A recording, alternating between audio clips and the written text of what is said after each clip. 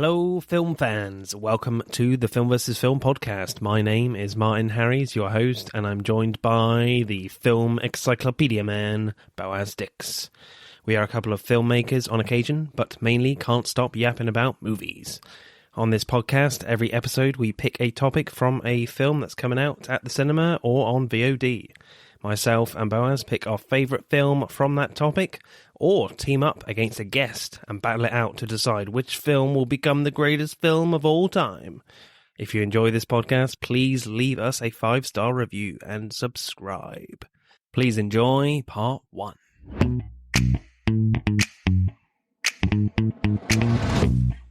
Hello, Podderoonies, or Podsters, if you prefer. We have quite a crowd this week as Spider-Man Across the Spider-Verse Part 1 is out in the cinemas. We are very, very excited for this one. I know me and Boaz are. We are talking animated films, and we have guests again, people. It's very exciting. A returning guest, our first guest we had across the pond, and it's the World of Horror podcast. Woo-hoo! Christina, Mac, and new to the podcast, Quinn. How are you guys? Yeah, thank you so much. I'm super stoked. Great. Thanks for having us. Cool. It's our pleasure. And of course, I am joined by our very own shoulder-touching fluorescent serpent, Mr. Boaz Dix. How are you, sir? Yeah. Hey. Yeah, good. Hey. Good. I do hope you don't do the shoulder touch thing with girls. No. Hey. Guys, it's so lovely to have you guys back on. Tell us about your podcast and where can we find you? Oh, you can find us everywhere. We're all over the internet. Any place you get your pods. They're right behind you. What we do is we take a genre or subgenre of horror and we pair an international film with an American film, except when Quinn is on, and then we just do whatever the hell we want because she's the only one of us who has any real credentials. And then we just talk about Hitchcock films or any other piece of media we want to talk about. But yeah, check us out. And once you do, you will be an official WOHO. And what's the name?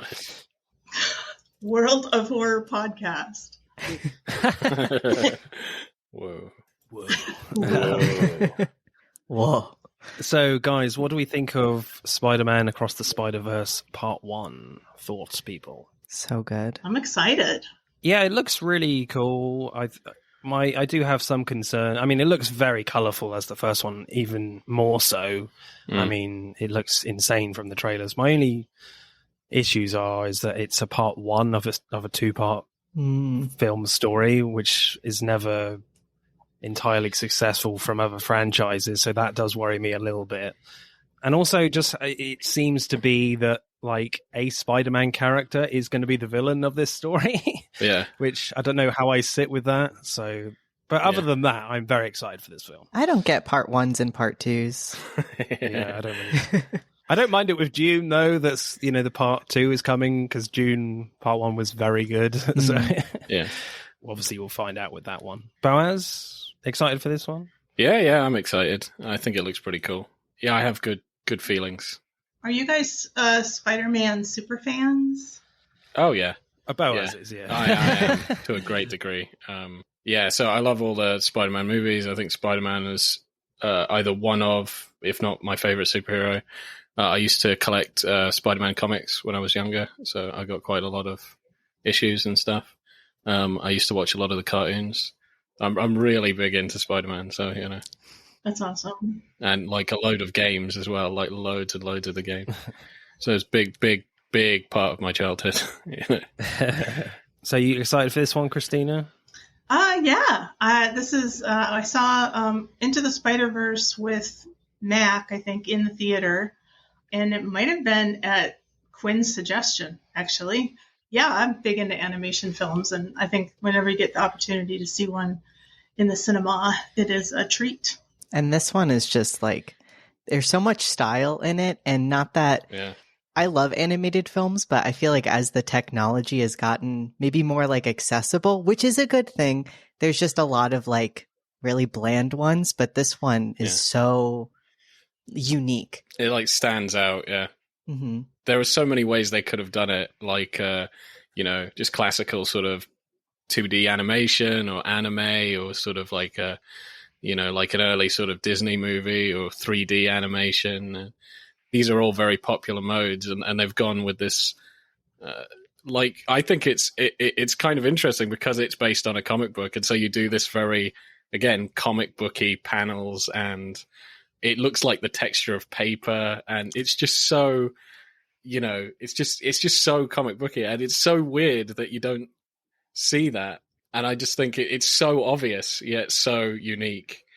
I think mixed media is such a good idea. Like, you can tell part of it is 3D, but then, like you said, there's so much texture, and then the way that they've moved it is not as like just seamlessly fluid as other I think places try to do. Yeah, it looks like a flip book, like you're flipping through it, and then and it does have this a 3D quality, but just again not quite. And then what's this other thing? Like everything has edges and borders around it, which is kind of crazy because it looks like it's drawn, which you try and avoid that in animation.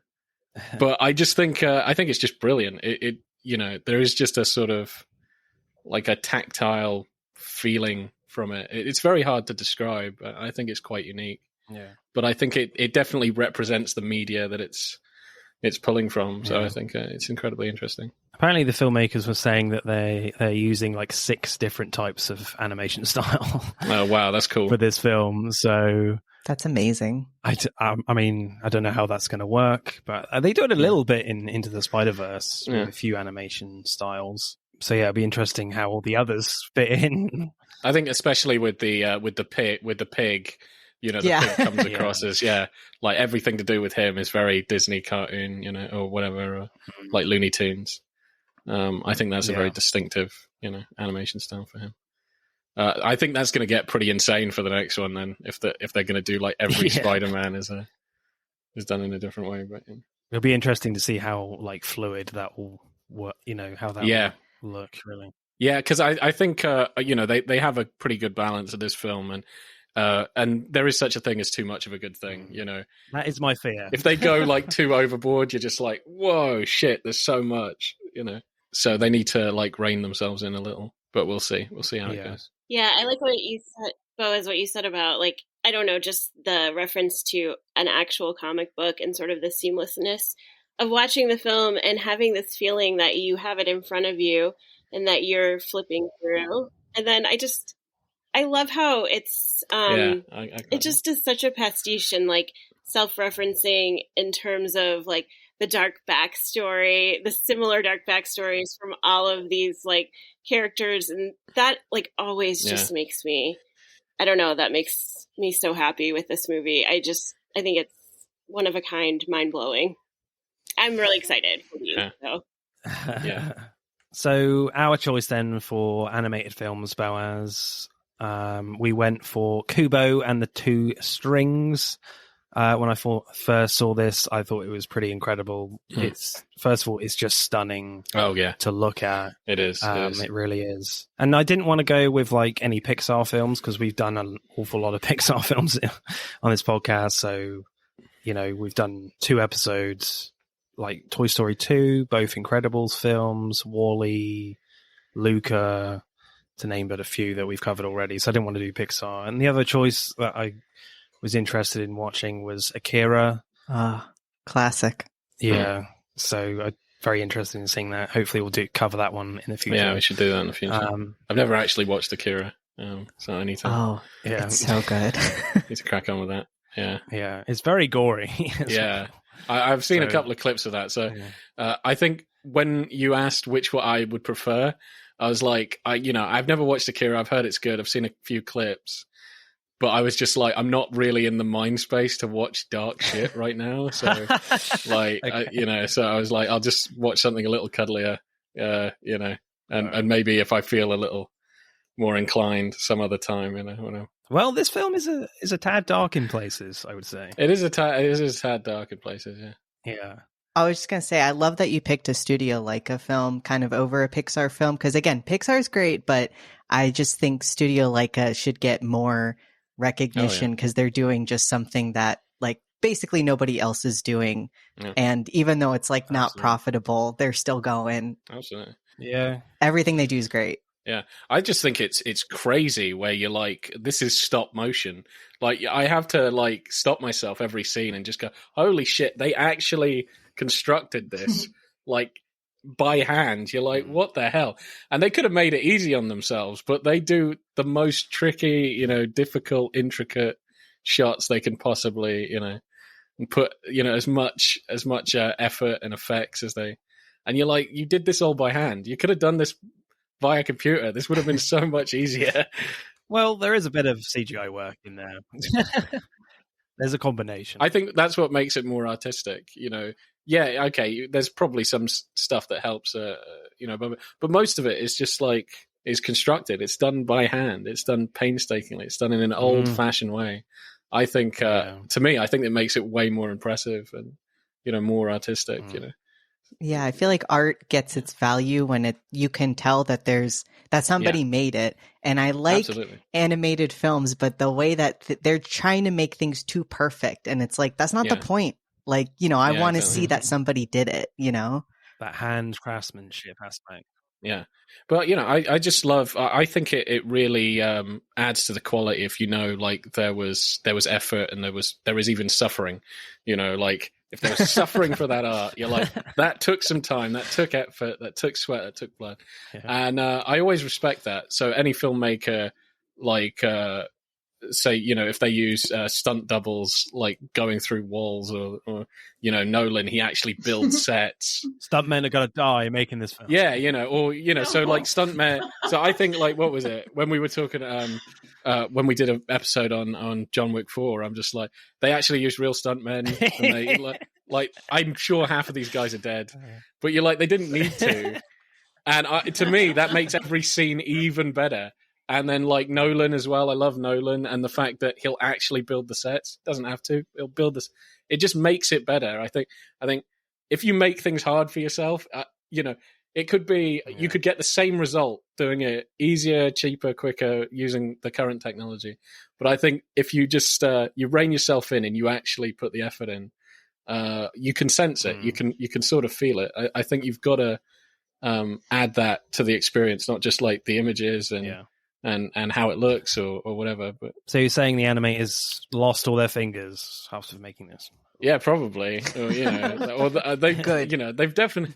I think they've definitely lost like memories they'll never get back. They could have been spending time with their kids, seeing them grow, but they spent months in a. They've lost relationships. Yeah. Exactly, they spent months in a warehouse, just like moving this guy, and you just think, I think it's unbelievable. They're like, I am not working with samurai swords again. yeah.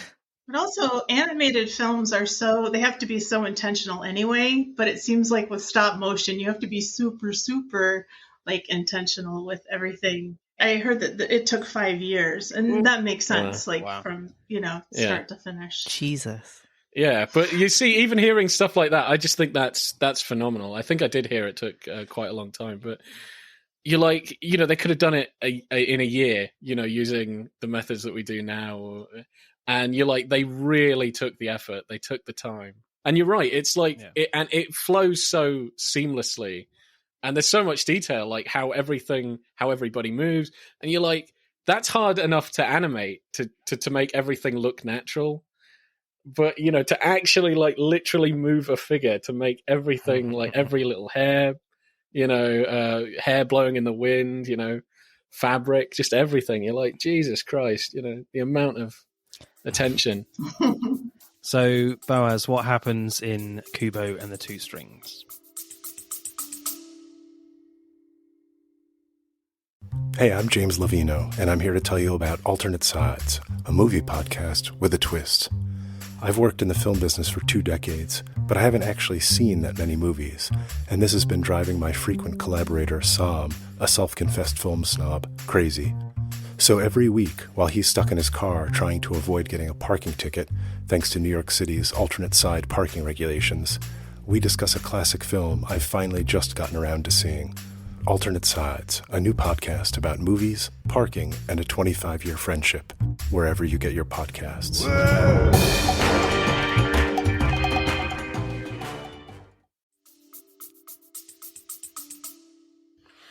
So Kubo and the Two Strings is a story about Kubo, whose mother is a moon princess. Her father is the Moon King, and she had a child with a legendary warrior called Hanzo. And the Moon King wants Kubo to live with him in the Moon Kingdom, but to do so, he wants to cut out his eyes. His parents aren't a fan of this, and so they try and hide. Really? Yeah, I know, crazy, right? So they try and hide Kubo in a Japanese village. She tells, she's kind of like, her mental faculties are sort of fading, so she's not really quite there. And his father isn't there either. He believes he's dead. And one day he doesn't return home when it turns dark during a sort of ancestor festival, because he wants to speak to the spirit of his dad, which doesn't end up happening.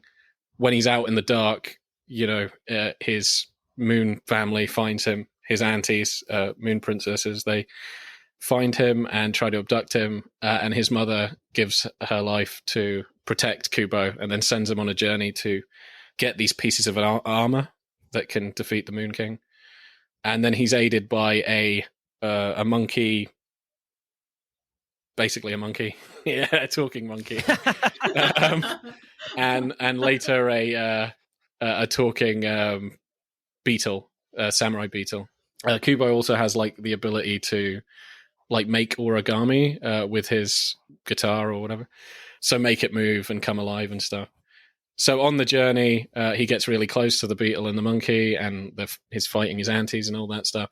And then later it's discovered that the monkey and the beetle are actually his mother and father, and they die, which is pretty sad. And then he retrieves all the pieces of the armor and takes on the Moon King, defeats him, but basically makes him human, and the community, and he kind of has his memory wiped, and then the community sort of make him basically appreciate humanity and become a regular person and stuff. He, says goodbye to his parents, and they embrace him, their spirits, and everything's happily ever after. Yeah. Cool. So Quinn, initial reactions to this one? Well, I hadn't seen it before, so I didn't. I'm going to be honest. Sometimes I don't think that I give animation enough respect, and I'm more apt to go see a narrative film, it more over than, not narrative, but a film with people than animation, even though I understand the history of animation and I do respect it so much, as its own beautiful genre, but I'm just more apt to say no to these. But sure. I was so glad to have watched this because I was just blown away. I'm obsessed with storytelling and the idea of stories. And I mean, from the very beginning, it's all about that and about these, the beautiful memories and the respect that we have for memory. And it was striking me as hilarious when we were talking about the idea that these people maybe locked themselves away in a warehouse for years and missed out on some of these memories. To celebrate this in a way is just so...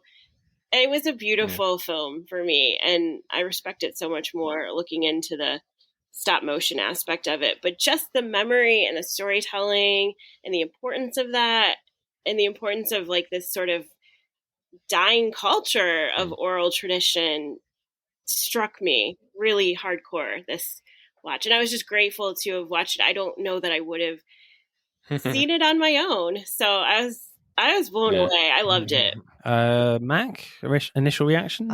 I was very blown away as well. I honestly did not know that this movie existed, but I probably, despite really loving animation and art, I don't know, I think I've maybe grown a little bit jaded kind of because of what we talked about earlier.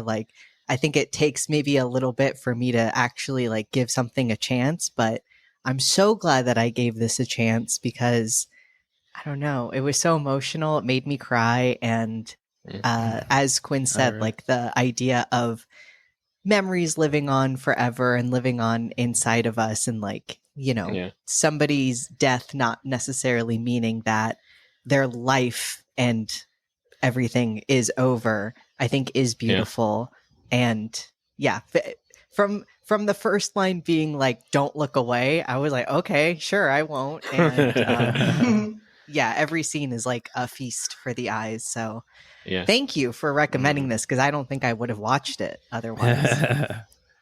Christina, initial reactions? Yeah, I hadn't seen this either, so this was a first time watch for me as well. I am going to diverge from my SWAT a little bit. I wasn't initially hooked.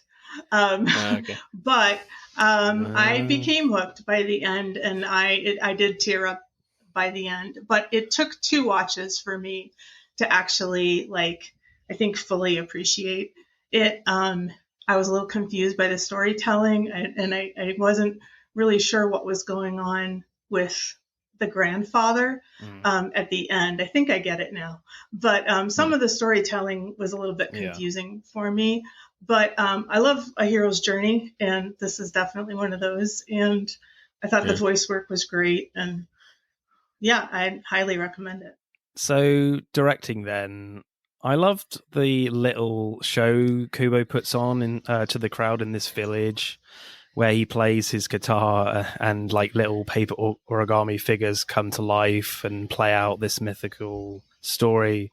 But I like how we just accept without question that Kubo just has this magical powers, like Superman can fly. You know, 1, I think it's just how beautiful the sequence is, and 2, it's not like an outlandishly crazy power. You know, it somehow feels plausible in this world, and it fits so well with this animation style. Plus, I loved it towards the end when Hondo is slicing up creatures and lots of little bits of red paper symbolizing blood splurts out at everyone. That was funny. It also kind of has this festive feel to it as well. So I did kind of really, really enjoy that opening little I thought that was incredible. Just showing off Kubo's kind of magic powers. Yeah, I like that. Just little details like the chicken getting its head cut off or whatever, and then George Takei in the crowd going, "Oh my!" Just down the cover. That was quite funny. Yeah. I love the first time you see like the evil twin aunties, just that wide shot of them coming out of the mist on the lake is really creepy because you don't see them clearly at first, and it's just a very unnerving opening shot. Not everything is being like revealed with these characters. Plus the sunset lighting in this film is just gorgeous in that sequence, just for that especially. Yeah, the aunties I really loved. Brings very much a horror aspect to this film. Do you guys like the aunties in this? Yeah, I thought they were really cool. Yeah, I in general like just like found family versus like the bonds that we make, and the mother being, I don't know, like her statement of like, you're not my family, like this is my family. And I always just think that's a very beautiful idea, and like it makes sense when you see them. You're like no thanks. I like the masks as well. They're so creepy because they don't see anybody. And I think I love the setup of his mother from his perspective in the beginning, and like the care that he takes with her and how she sort of comes alive in a quick moment and then sort of dissipates. And I thought this movie, I mean, enjoyed it immensely. It was very emotional. You know, it's not, it feels very tragic in a lot of ways. And I did like the visual representation of the evil ants. That was great. They were scary. There was a couple of shots I really liked with them. So when like towards the end, was it Hanzo like cuts off like the bottom of the mask that goes flying off. That was really cool. I quite like that. You still don't see her eyes, but you still got this like fucking pale, like, you know, snarl, demonic sort of mouth. And so yeah, I thought that was really cool. And also when the first auntie dies and you don't see the death, but you see like the mask split in half and basically a camera shot from under the water, like through the mask and the deck of the ship that's all busted up. I really like that shot. I thought that was incredibly effective. Very, very Japanese. It's like a stereo. It's like it's so cinematic and so very Asian, like that cinematography. I really like that.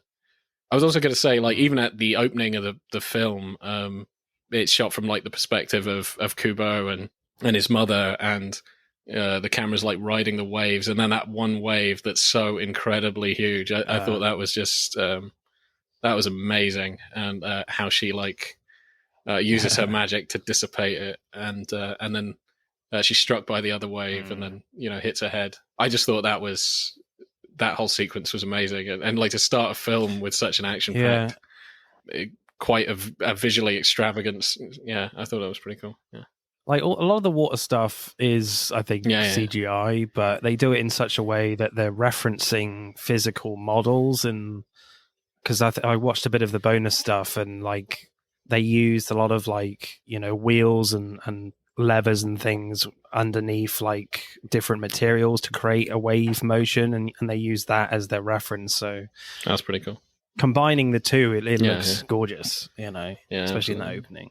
So it's just really interesting how they're really trying to do as much as they can practically from a practical sense in their basis of, using the CGI. And I feel like that's the best application of CGI is when you enhance something else. Like, I feel like that is when CGI more comes alive than generating absolutely everything. Yeah, I get that. I love the last fight with Kubo battling his grandfather as this like fluorescent turquoise serpent thing. It looks so impressive that I didn't want Kubo to destroy it. And there's a great moment too where like Kubo creates the guitar thing again and is facing up to the serpent, and it's completely filling the frame, looking massive. And I just love the feel of Kubo. Like he's not afraid of anything in that moment. Like the whole sequence is just seamless and beautifully done. I mean, I wouldn't say it's particularly suspenseful or thrilling, but you more marvel at how simply beautiful the scene is, how it looks, and indeed the whole film, how beautiful the whole thing is. Yeah. I would say like the first part of the fight is pretty suspenseful because like the grandfather isn't fucking around. He like kicks the shit out of Kubo, like knocks him across. You're like, Jesus Christ, it's pretty full on. And I like how Kubo did that sort of samurai thing where he like sliced through his midsection. Well, that was really cool. Oh, yeah. So, there was a lot of really cool action there. Was that, like, at the start of that sequence? Yeah, that was right at the start of the sequence, yeah. He, like, just kneels down and, like, yeah. So it was kind of like, even if he did that, and he's still coming after him, you're like, oh, God, what's Kubo going to do? Yeah, I know. He's, like, completely unstoppable. And music becomes king. You can't music. Yeah, I feel like the directing, I think, because... Not that I didn't like the writing, but I did find it very predictable. Like, as soon as I saw that, I mean, because I could hear it was the same voice actor as the mom. So I was like, okay, so that's the mom. And then when I saw the other guy and they were like kind of having a thing, I was like, so that's the dad. But yeah, that's the dad. Yeah. Yeah. Even though I could tell, I think because it's so beautiful and cinematic, like it didn't take away as much, but yeah. It did feel kind of like not a little bit. I was happily surprised by the end with what they did with the grandpa, but yeah. Yeah, no. I can kind of completely agree. I'll go more into that when we get onto writing, but I do agree with that. I think they could have sort of like hidden that a lot more. Still a pretty good story, but yeah, I agree with you there. I also think kind of visually they could have hid it a lot more because like Hanzo. You know what Hanzo looks like. You've seen his, you've seen like obviously his colors, which Kubo wears. He wears like his old kimono. You've seen what Kubo thinks Hanzo looks like because they've got the origami, red thing.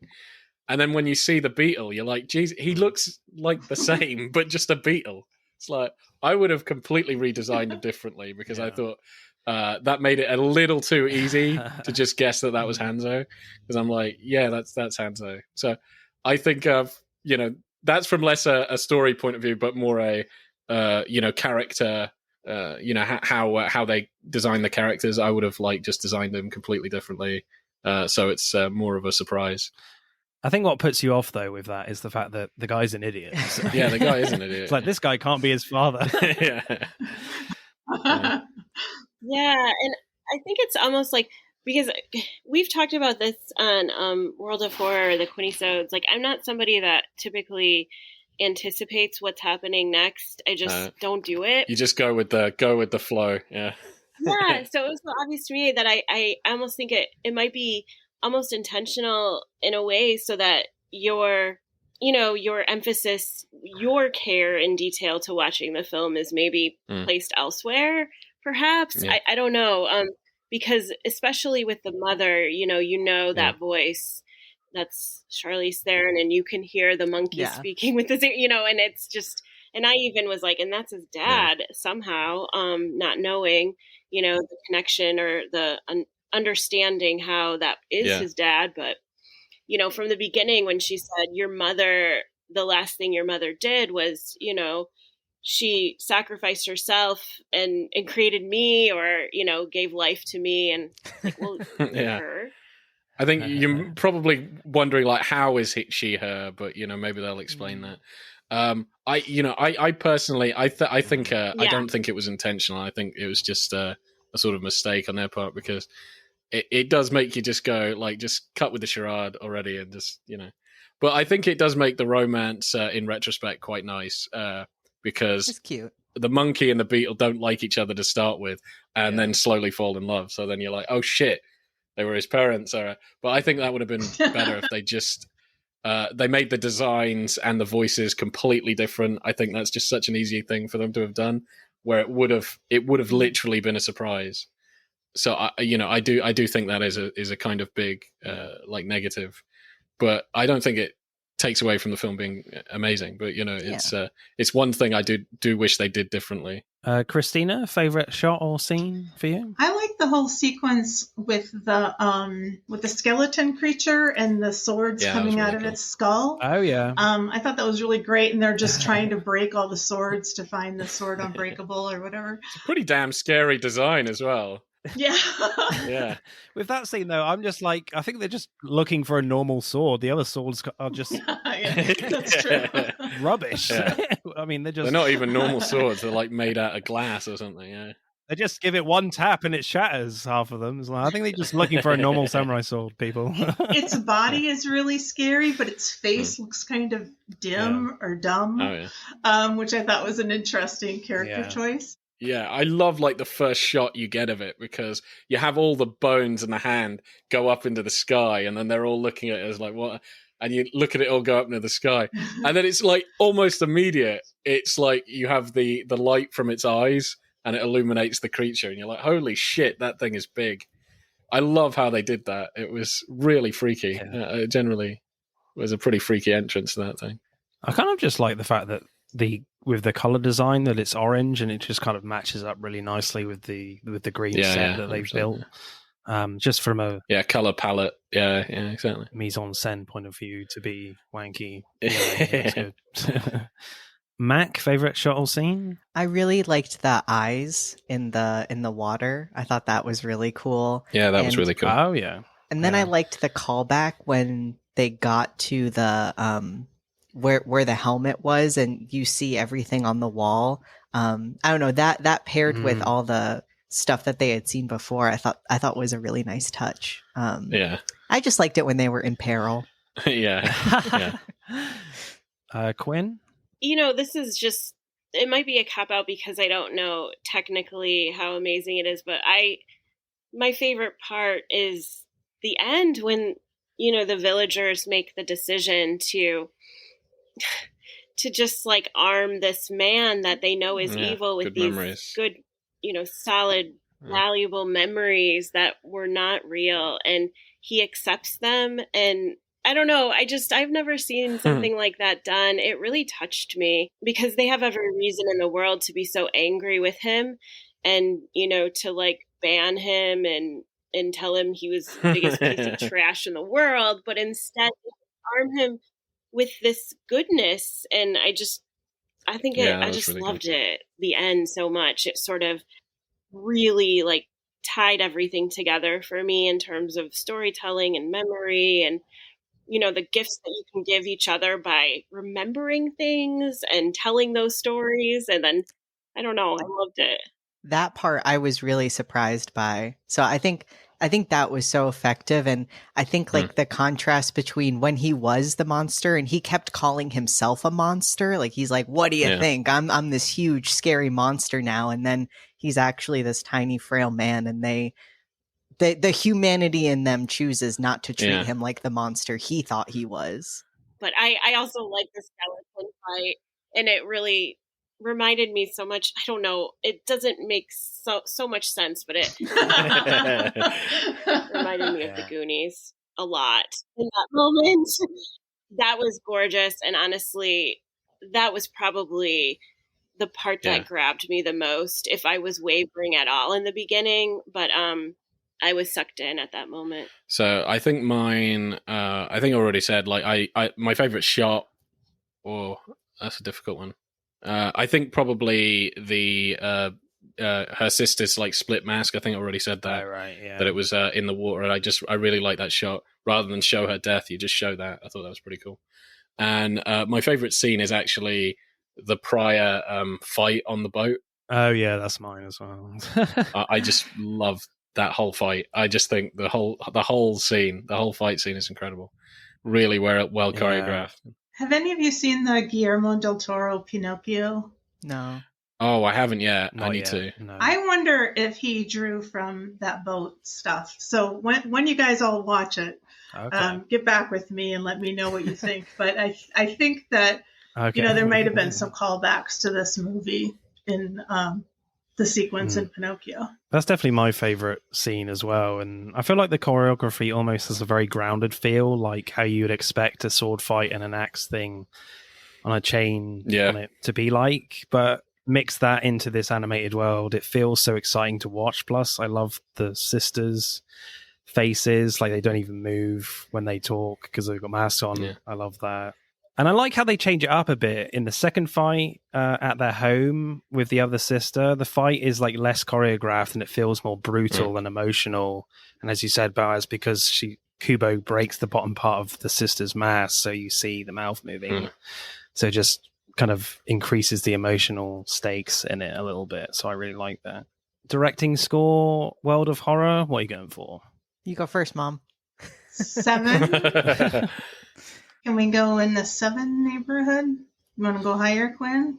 I would go 7.5 even. I mean, just, watching a little bit of how it was made, I can't, it's unbelievable, the work that went into it. 8. Oh. 8? Mac's the artist in the group, so. I mean, it's tough because like there's nothing there's no notes I have. I'm like, the whole thing I like, so I mean 10. Dare I say? Like yeah. So what are you guys thinking then? Collectively, you can do an average out of that if you want. Right? 8. 8.5. The mix of all of us. Yeah. 8.5? 8.5. Oh, okay. 8.5. Boaz, what should we go with? I'm thinking 9s. I'm going 9s. Yeah, I'm going a 9. 9.4. Yeah, that's pretty good. It's gorgeous. Yeah, I think it's really gorgeous. I'll go. I'll go a 9.4 or a 5, maybe 9.5. Yeah, 9.5. Okay. Right, screenplay then. I found the opening scene before the title card really dark, not just because it's set at night and the mother is sailing these massive but beautiful looking waves, but she gets thrown off the boat and hits her head in the rocks. And you see blood, and I verbally made an out sound, Yeah, same. Mm-hmm. Yeah, it's pretty extreme. Then Kubo, the voiceover at this point, says his grandfather stole something from him, and you see his eye is bandaged, and you're like, what the hell is this movie? Plus, I feel like the audience is implicit in the mother getting hurt, because Kubo says, please be warned, if you fidget, if you look away, if you forget any part of what I tell you, even for an instant, then our hero will surely perish.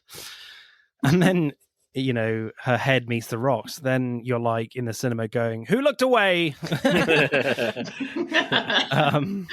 You know, the film is trying to tell you that everything is important in this film, and it makes the audience part of the story in a way.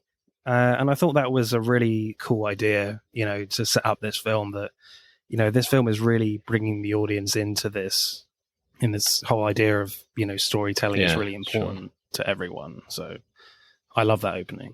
I like that little break in the fourth wall, but also I think for younger viewers, it sort of becomes more, you know, you're like kind of shaking them to pay attention, and it's intense, like you said, you know, and then it just sets you up, because I think the last thing he says before the title card is like, and that's the least of it, or something like that, and it's powerful, and I think that, you know, you do feel like more connected to it because you are being asked to pay attention. I loved that. Me too. It worked on me. Yeah. I was like, all right, here we go. I feel like more animated films need to do that with kids in the audience. Yes. Get them involved into the film early on. Like, you must pay attention, people. And I think they should have a camera, and if people aren't paying attention, they should run a different ending where just everybody dies halfway in the movie. Just heads everywhere. And then, you know, they just stop the movie, and they like, you know, everybody's like, what the fuck? You know what you did. And they're like, somebody wasn't paying attention. You know what you did. Get the hell out of the cinema.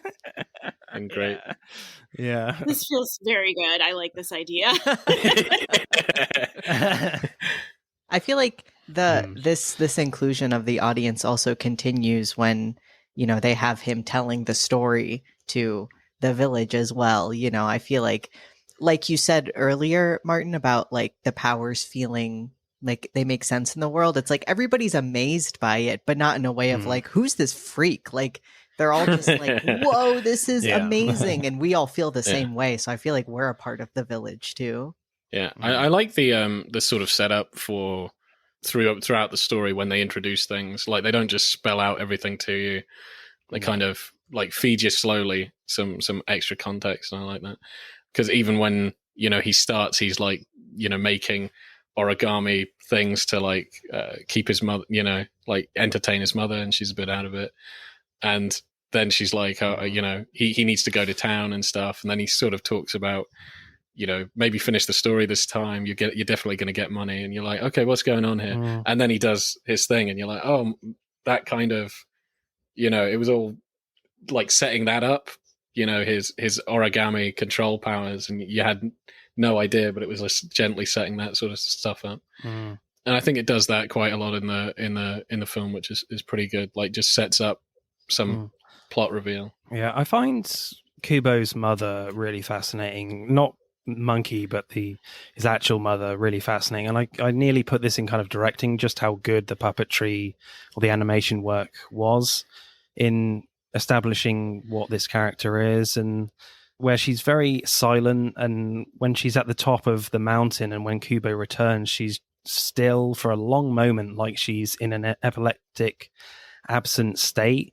And when she comes out of it, she's telling, you know, the same story again, like when we just seen Kubo perform in the village, and you're like, why are we being told this again? And then the mother forgets what happens in the fight at the castle with his father, Hanzo. Then you realize that this film is going to be about how important storytelling is in people's lives. And then the mother goes into this absent state again, and you could read it like we are nothing without stories.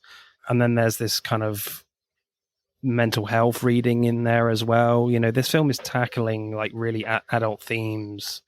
You know, this film is as much for adults as it is for kids. And that's probably one of my favorite scenes as well in the film. Just that very dark aspect of the film, certainly with the animation of how they just leave the mother being still. Like she's completely lost and forgotten everything. It's quite dark. Did you guys find that was quite an affecting scene? Yeah, I thought that was pretty good. Yeah, like, you kind of get the feel of what it's like to sort of live with her. She's very lucid 1 minute, and she's telling stories and stuff, and then just doesn't know where the hell she is, and has kind of forgotten everything. Definitely, yeah. I feel like you get a peek inside what those years, since they don't show, the period between him being an infant and then him being a child, and it's like the first time we see him as a child, he's feeding his mom and then even wiping like rice off her face. Like, that's brutal for a child to have to go through. Like, and to then still have these moments of light, and then she forgets, like, what happened to your eye?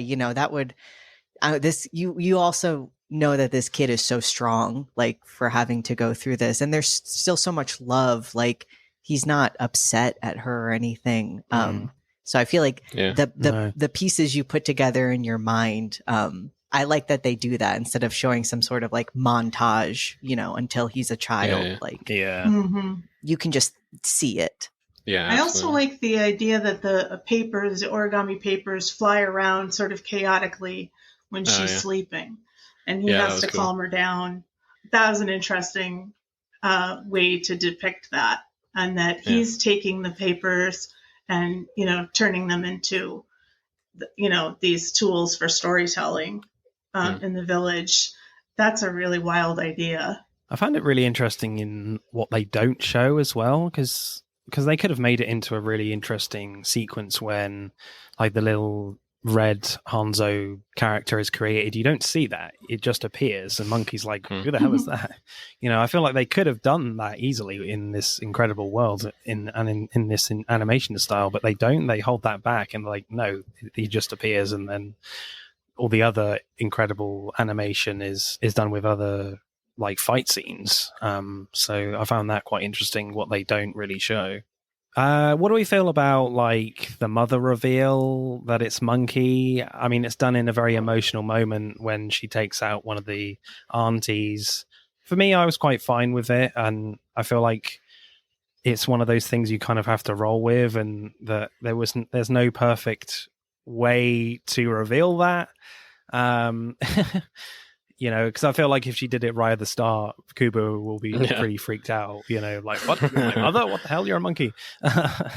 So I feel like it has to happen at some point, but there's no perfect way to do it. So I feel like in that emotional moment is kind of the only way you can put it, and you kind of just roll with it, in my opinion. I think I'm happier with her reveal than Hanzo's reveal, because I do think I love that monkey design. Okay. I loved the texture of her face and her fur, and I feel like, if they had that monkey with a missing eye, that would be like, oh, come on. But I feel like also, since her attitude is so different from the start, like, she's trying to be like, all right, come on, like, we really gotta. This is real. And that made her even more interesting to me, that she, was willing to, that she didn't like have her memories lost. Like, she was purposefully, trying to not be like cruel to him, but, be like, we got to get going. And I think that does make the mother reveal more emotional, because he hasn't ever seen her be this responsible too. Well, I think it's kind of interesting, because she's like more of a, like, no nonsense. She's pretty aggressive, a warrior. It's just like, just get on with it, otherwise you're gonna die. Like, hurry up. It's like not trying to be his friend or anything. So it definitely doesn't seem like his mother. It's just somebody there to help him. Pretty kind of harsh teacher or something, like sensei. Yeah. So the character is very different. Yeah. So I think it's pretty good reveal. Yeah, I think with the father reveal, I think this is where kind of the film gets a bit murky and maybe gets a bit lost in what it's trying to say. But my reading of it is like the Moon King ended Hanzo's story, so that's when he kind of comes back into this beetle. Like, he doesn't know who he is at all. I don't think he killed him. I just think he kind of wiped his memory, and so that's the way I kind of interpret it. Like, everybody just thought he was dead, that he killed him, but he didn't kill him. He just wiped his memory and then made him something else. So, that's kind of like killing him. Yeah. Well, his story wasn't fully told. and that's why we don't know who he is. That's how sure. I kind of saw it. But I think, is that where you were coming from, Christina, where the story gets a bit muddled for you?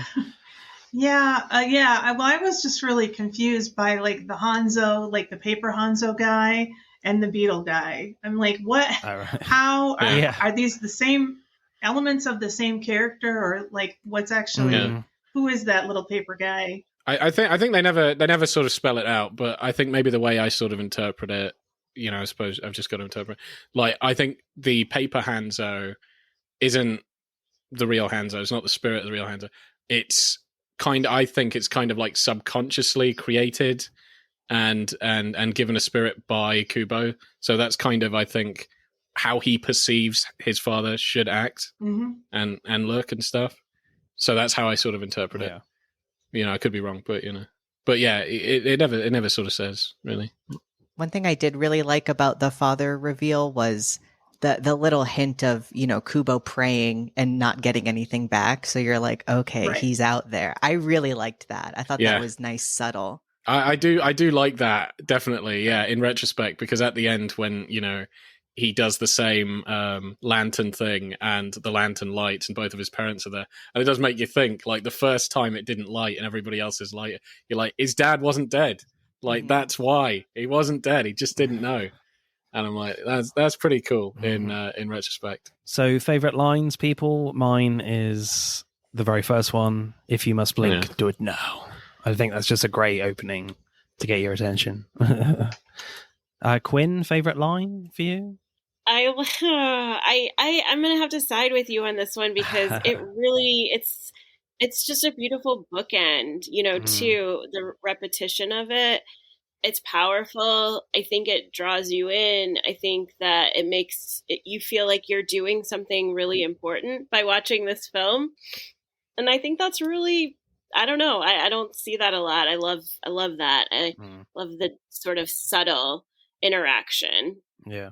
Not sword uncomfortable? I thought. Christina, you got a favorite? Yeah, I like in the beginning when he's interacting with Monkey and he says, "Don't you say anything encouraging?" And she says, "I encourage you not to die." Yeah, that was pretty funny. I'll say the first line, but also I liked, I have a question. If I'm Beetle and you're Monkey, why isn't he called Boy? Yeah, that was pretty funny. Boaz. I can't find the quote right now, but it was something like, it's like the first time he meets Monkey, and she's like, you have 3 questions, and he's like, who are you? No, what the hell does he say? He's like, why do I have 3 questions? Well, that's one. Yeah, that was it. Yeah, that was it. Yeah, that was it. You remember it better than I do. Yeah, why do I have 3 questions? And this guy's okay, that's 1 question used. I quite like that. And referencing another pod when we did Army of Darkness, I do love a bone pun. I got a bone to pick with you. See, because he's made a bone. You're an embarrassment. Yeah. Screenplay score, World of Horror. What are you going for? 9. Still? Yeah, I'm going to say 9. Christina is not happy with that. I liked it. No, I don't think so. I don't think so. But what do you think, Quinn? All right. I think the directing is better than the writing. So I think it makes sense that the directing score would be higher. But what do you think, Quinny? 8. Okay. I'm going to go 6.8. 6.8. Wow. Okay. 6.8. Okay. Interesting. Yeah. I was going to go 7. Perfect. I think I may have been a little bit confused too. So I think that hearing what you said, Christina, sort of harkened back to some feelings I had. But yeah, so that's why I went a little bit lower. I personally just wasn't confused at all. So I feel like that, and I really liked a lot of the lines, just hence my higher score. Yeah. I think there's quite a lot of funny lines. Maybe this is more of a, well, wait, Mac, what are you? What generation are you? I'm on the cusp. Are you a Zennial? You're a cusper? I guess so. Yeah. They called me a millennial my whole life. Now I'm called Gen Z. I don't know. So we'll say 7. Okay. Nice. I still really like the screenplay. As you guys probably know, we're very generous with scores. Yeah. I didn't have a massive problem with that, but with the screenplay, yeah, I get that, you know, the father reveal and what's going on with the grandfather is a tad confusing at times. So, but I still really enjoyed it. So I'd probably go like an 8.3, 8.5. That's interesting.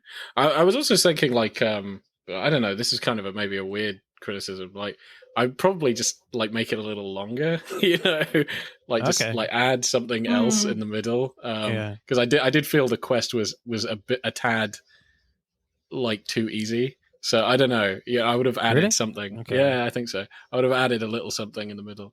But you know, I can sort of understand, like, you know, it's so much effort to make a film. You want them to suffer more?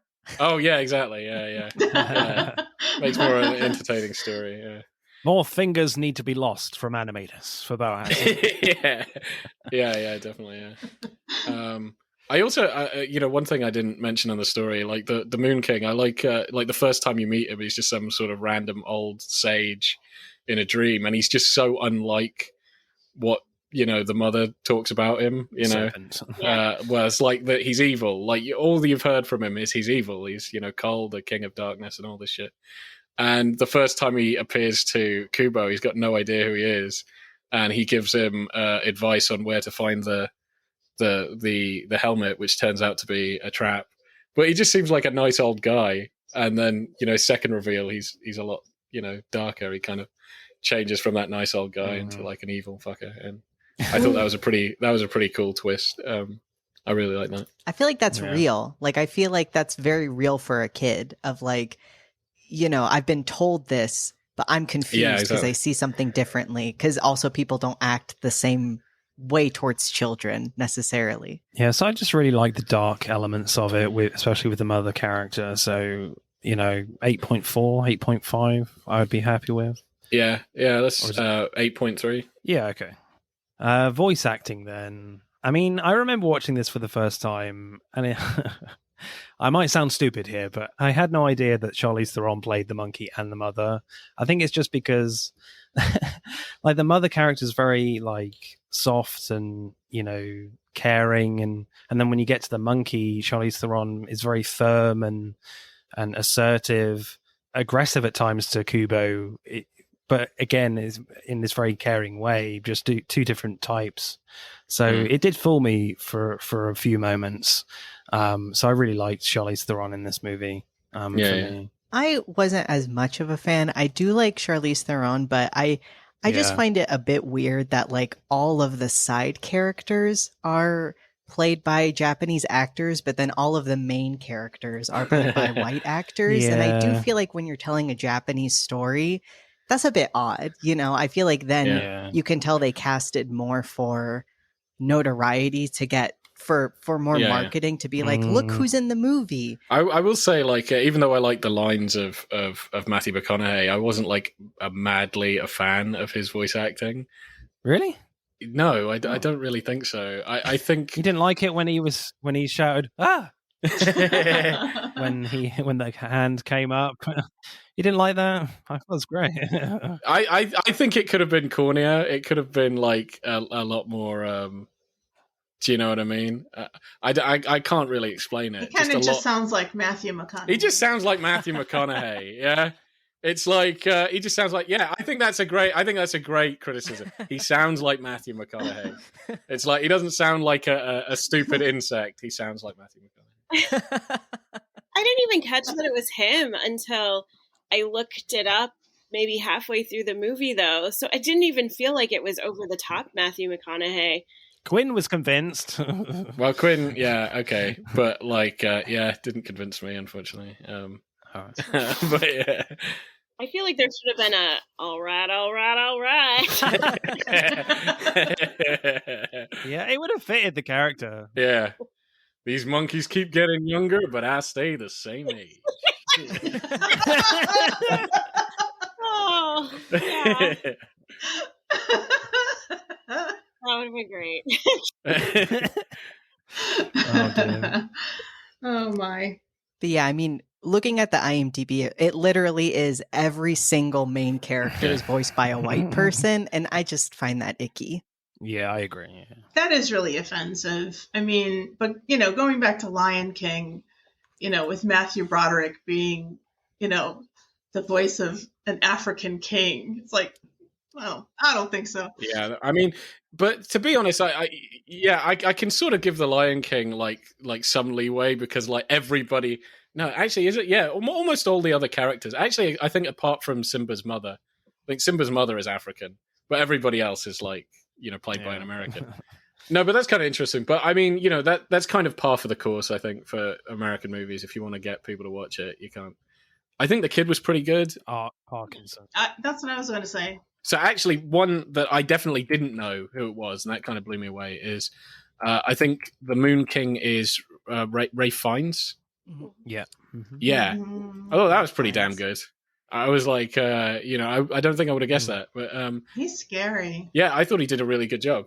Well, he does a similar thing to what Charlize Theron is doing. He's kind of playing two different roles. Yeah. Where he's this evil god like serpent, where he's very expressive, doing Voldemort times 10, and then at the end, he's this very innocent old man. Like doty old man. Yeah. Just wanting to know who he is from the villagers.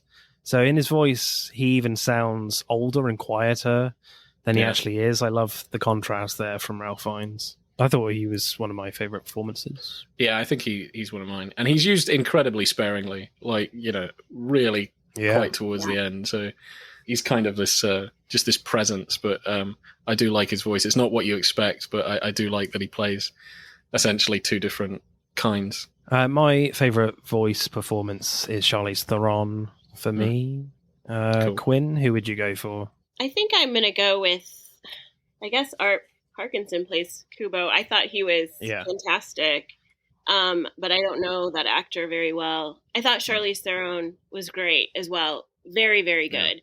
But I'm with y'all on the just having major qualms about the casting in terms of representation and things like that. But beyond that, just Kubo was fantastic. Christina? I'm gonna second Ray Fiennes. I thought he did the best. Mac? I'll second Charlize Theron because I think she was who I was most impressed by, and I just think I love her, and I just think her voice was also very pleasant to listen to. Yeah. Boaz? I think I'm going to go Ray Fiennes.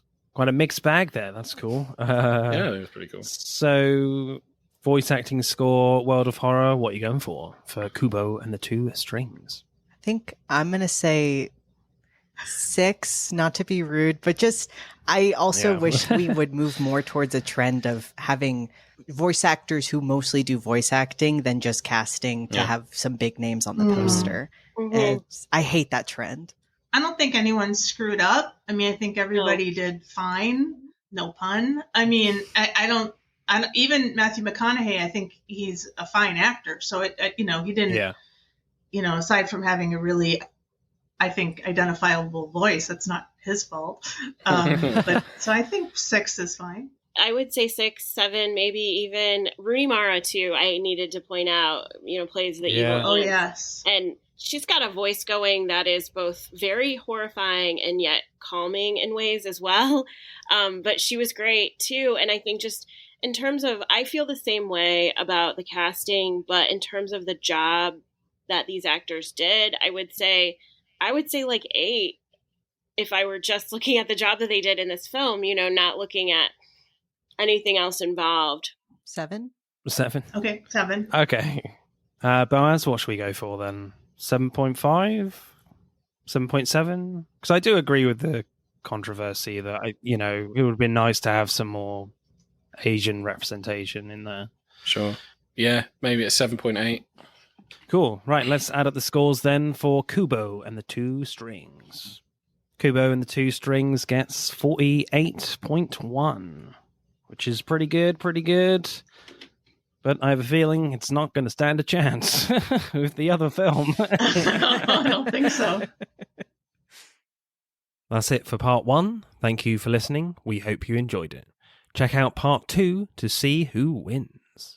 But don't stop there. Get involved and tell us what your favourite films are relating to the episodes. Send us a DM or comment on Instagram and TikTok at Film vs. Film Podcast, for Twitter at FVF_podcast. If you do, we'll give you a shout out on the next episode. If you're feeling really generous, you can buy us a one-off coffee at our Buy Me a Coffee account. Remember, please leave us a 5-star review and subscribe. Pod signing off.